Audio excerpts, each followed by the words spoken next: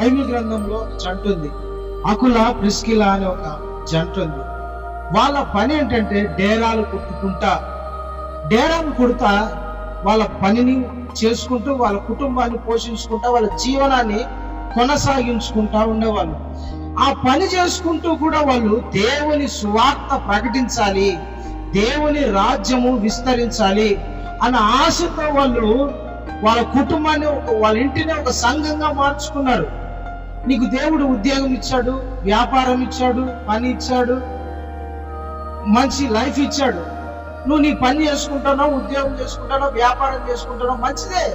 మరి దేవుని కొరకు నువ్వు ఎంత కష్టపడుతున్నావు? అకుల ప్రిస్కిలాను చూడండి, వాళ్ళ పని చేసుకుంటా వాళ్ళు దేవుని సువార్త ప్రకటించారు. నశించిపోయే ఆత్మలను ఎంతో మంది లోకంలో తాగుడు, వ్యసనాలు, దరిద్రమైన బ్రతుకులో పడి వాళ్ళ జీవితాన్ని పాడు చేసుకుంటున్నారు. అలాంటి వాళ్ళను రక్షించాల్సిన బాధ్యత దేవుడు నీ మీద పెట్టాడు కదా. నువ్వు నీ పనులలో పడిపోయి నువ్వు దేవుని పరిచర్యను మర్చిపోయావు. ప్రజలను ఇలాంటి వారిని మార్చాలన్న సంగతి నువ్వు మర్చిపోయావు. దేవుడు ఈరోజు నీకు గుర్తు చేస్తున్నాడు. నీ పని నువ్వు చేసుకుంటానే, నీ ఉద్యోగంలో నువ్వు ఉంటానే, నీ వ్యాపారం నువ్వు చేసుకుంటానే, దేవుని పరిచర్య మీద మనసు పెట్టు.